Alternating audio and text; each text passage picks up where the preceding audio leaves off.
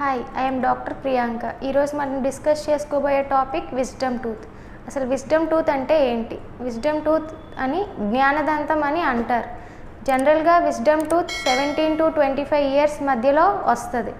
Wisdom tooth వచ్చేటప్పుడు జనరల్గా gum swelling అంటే చిగురు నొప్పి, జా పెయిన్ అంటే దవడ నొప్పి, వాపు లాంటివి కనిపిస్తాయి. ఒక్కోసారి పడుకునేటప్పుడు నొప్పి మరీ ఎక్కువైతే చెవిపోటు మరియు తలనొప్పి కూడా వచ్చే అవకాశం ఉంది. విజ్డమ్ టీత్ 3 రకాలుగా ఎరప్ట్ అవుతాయి, అంటే 3 రకాలుగా బయటకు వస్తాయి. కొంతమందికి కంప్లీట్గా ఎరప్ట్ అవుతాయి, కొంతమందికి హాఫ్ వచ్చి మిగతా హాఫ్ బోన్లోనే ఉండిపోతుంది, ఇంకొంతమందికి కంప్లీట్గా బోన్లోనే ఉండిపోతుంది.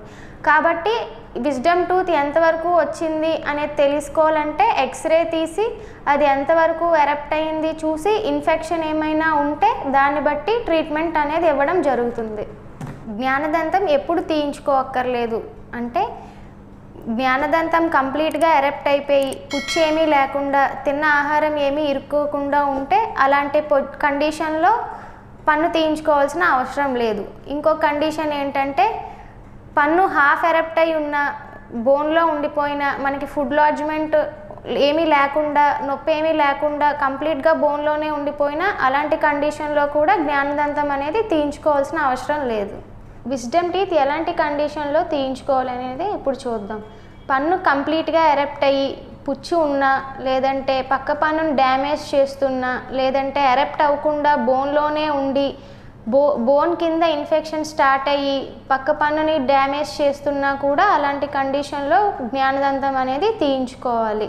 జనరల్గా జ్ఞానదంతం వేర్లు మిగతా పళ్ళతో కంపేర్ చేస్తే చాలా వంకరగా ఉంటాయి, కాబట్టి అది తీసేటప్పుడు చాలా జాగ్రత్తగా మిగిలిన పళ్ళతో కంపేర్ చేస్తే టైం ఎక్కువ తీసుకొని చేయాల్సి ఉంటుంది. బోన్ కింద ఏమైనా ఇన్ఫెక్షన్ ఉన్నా, పన్ను లూజ్గా ఉన్నా సింపుల్ ఎక్స్ట్రాక్షన్ లాగా వస్తుంది. అదే ముందు పన్నుకి డ్యామేజ్ అయ్యి పన్ను కంప్లీట్గా ఎరప్ట్ అవ్వకపోయినా, కంప్లీట్గా బోన్లోనే ఉండిపోయినా, హాఫ్ ఎరప్ట్ అయినా కూడా సర్జికల్ ఎక్స్ట్రాక్షన్ ద్వారా దాన్ని రిమూవ్ చేయాల్సి ఉంటుంది. జ్ఞానదంతం తీసిన తర్వాత కొన్ని జాగ్రత్తలు పాటించాల్సి ఉంటుంది. అందులో మొదటిది, మనం తీసుకునే ఆహారం మెత్తగానే తీసుకోవాలి, అంటే సాఫ్ట్ ఫుడ్డే తీసుకోవాలి. కారం, మసాలాలు, టీ, కాఫీలు లాంటివి వేడివేడి పదార్థాలు తీసుకోకూడదు. బ్రషింగ్ కూడా పన్ను తీసిన చోట చాలా మెల్లగా వేలుతోనే మసాజ్ లాగా చేసుకోవాలి.